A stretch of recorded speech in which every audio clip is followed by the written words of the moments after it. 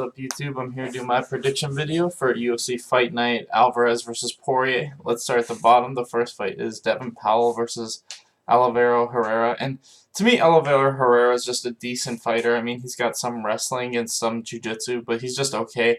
I feel like Devin Powell's the better grappler overall. These two are both primarily grapplers, but I think Devin Powell's the more up-and-comer. I think his jiu-jitsu overall is better. I also think he's the better striker.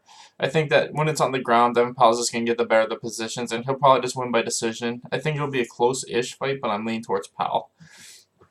Next is Ronda Marcos versus Nina Asarov, and this is another striker versus grappler fight.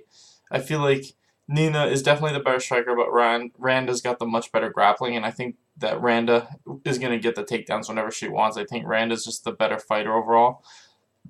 And I just see her consistently being able to work Nina against the fence, hit those takedowns against the fence, and just grind her out from the top. So I got Randa winning by decision.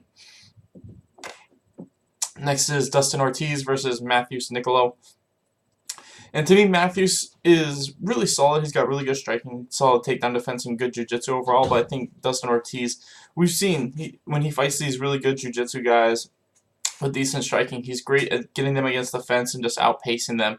And I feel like that's going to be the same as in his last couple of fights. I think he's just going to consistently be able to get Matthew against the fence and either on the ground and just consistently work. I feel like that's his biggest strength, is he's able to consistently work in scrambles and just land shots and just consistently work up to be on top. And I think that's what's going to happen. I think every round's going to be pretty close, but I think Dustin Ortiz is just going to edge out every round and win a decision. Next is Alexis Davis versus Katlyn Chookagian, and to me, Chookagian is kind of weird. I feel like she's a good striker, but that's about it. Her grappling's okay. I feel like Alexis Davis is just more well-rounded overall.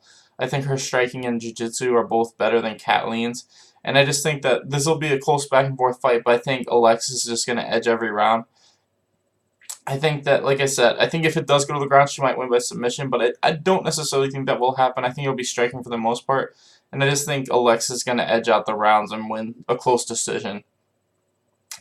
Finally, on the prelim, we got John Makdessi versus Ross Pearson, and to me, Ross Pearson's been on the downswing for a while. I feel like he's lost 4 straight. I thought he lost his last fight. I feel like he should be on a 5-fight losing streak.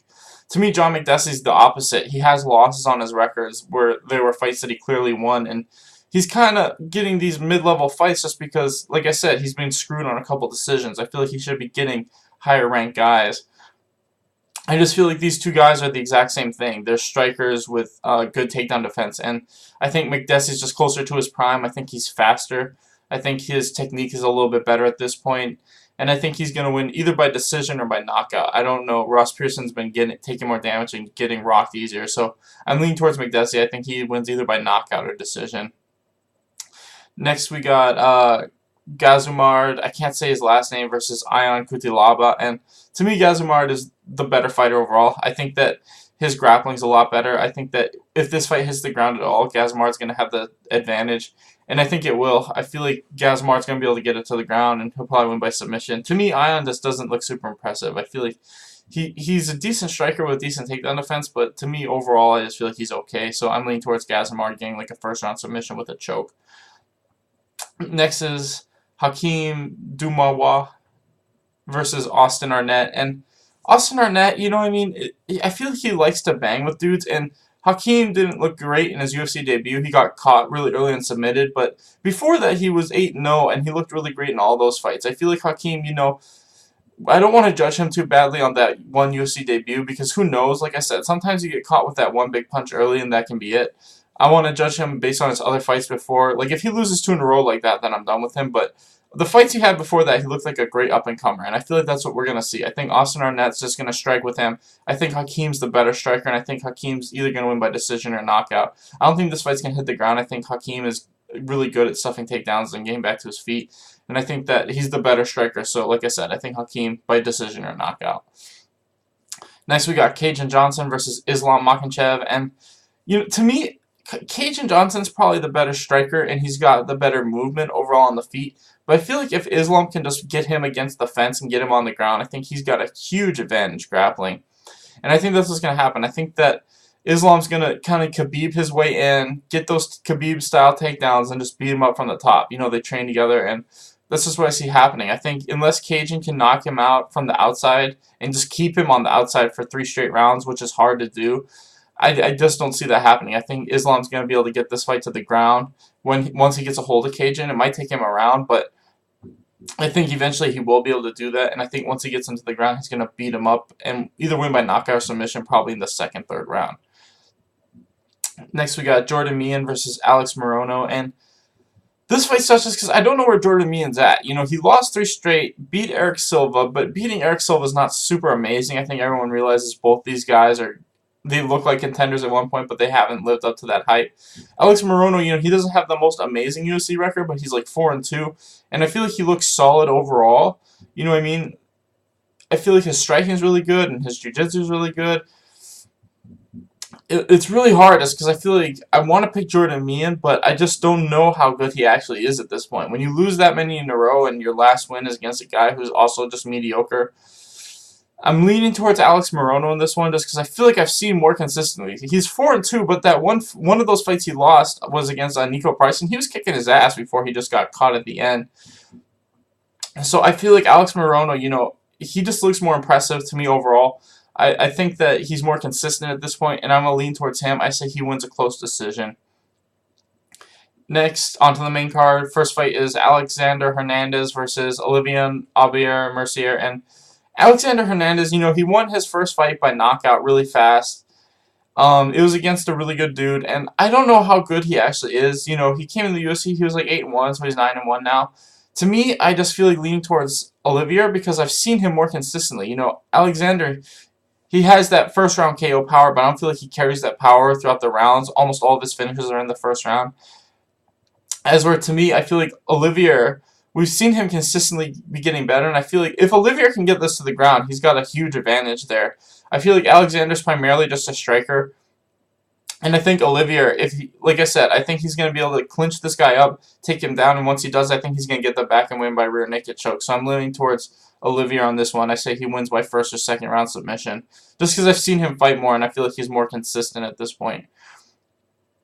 Next, we got Joanna Jędrzejczyk versus Tecia Torres, and this is really hard because I feel like Tecia Torres deserved this fight a long time ago, and now she's getting it, but I don't know if she can beat Joanna. I feel like Joanna looked really good in her last fight against Rose. I thought it was a super close fight. I thought it was like a 3-2. I thought it could have went either way. I thought it really came down to that 5th round. I could have went to either one of them, and Rose got it, but I don't feel like Joanna's lost that much of a step. I think that she should still be able to beat Tecia Torres.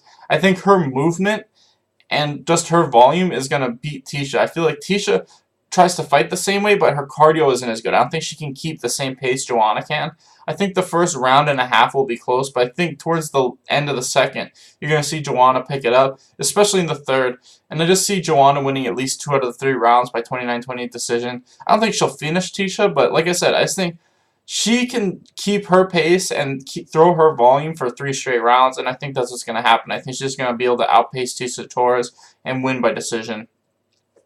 Next, we got the co-main event, Jose Aldo versus Jeremy Stephens, and I don't know where Jose Aldo is at this point, because you look at his last 5 fights, and there was the 2 wars he had with Frankie Edgar in his rematch, and the rematch with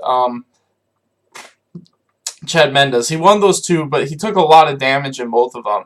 And then the other 3 fights, he had the quick knockout loss to Conor, and then the 2 wars against Max in which he lost and got TKO'd. It's really hard to keep fighting that many wars in a row. And I feel like Jeremy Stephens on the opposite end, I think he's gone 4-1 in his last 5. The win over Renan Barao, the loss of Frankie Edgar, and then 3 straight TKOs. I just feel like Jeremy Stephens, we're seeing him consistently get better. And I feel like Jose Aldo, we're seeing him gas really hard in the 3rd round. I don't think Jeremy Stephens is going to be able to attack the body of Aldo like how Max did, but like I said, we're seeing Aldo get gassed really hard in the 3rd round in his last 2 fights, and I think Jeremy Stephens is really great at pouring on that pressure. He's good at consistently moving forward and never taking a step back. And I think that he's going to get the small upset, and I think Jeremy Stephens is consistently going to move forward on Aldo. And the first 2 rounds I expect to be this great war, but I think the 3rd, Jeremy Stephens is going to come on hard, and I think he might get the late 3rd round KO, so I'm leaning towards Stephens by KO. Finally, we got the main event, Eddie Alvarez versus Dustin Poirier, and I feel like these two guys are very close. I think that Dustin Poirier's striking, he's a little bit faster and a little bit cleaner technically, but I think Eddie has the more punching power. And I feel like if Eddie can make this into a brawl, he should be able to win. I think overall on the ground, Eddie's better. I think Poirier's got the better submissions, but I think Eddie's the better wrestler and grappler. I think this fight's going to be super close, just like the first fight. I think that if Eddie can make this dirty, he should be able to win. I think that his boxing's better. Like I said, in the dirty situations, and I think his power is better. And I think that's what's going to happen. I think Dustin is either going to be able to keep it on the outside and win by decision with his technical boxing, or Eddie's going to get in close, make it 30, and win by knockout. I think this fight's going to be like their last fight, just a little bit closer, because I think Eddie's going to be in better shape for it. I think he looked amazing the first time these guys fought. But yeah, I'm leaning towards Eddie. I think these two guys are going to mix it up close sooner or later, and I think when that happens, Eddie's going to get better of the close exchanges and win by KO. I think it's going to be in the third or fourth. I think this will be a back-and-forth fight all the way up until one of these guys finishes each other. This is probably the closest fight on the whole card, other than the Jeremy Stephens one. But yeah, I'm leaning towards Eddie. I think he wins by knockout in like the third or fourth. Anyway, thanks for watching, guys. Please like and subscribe.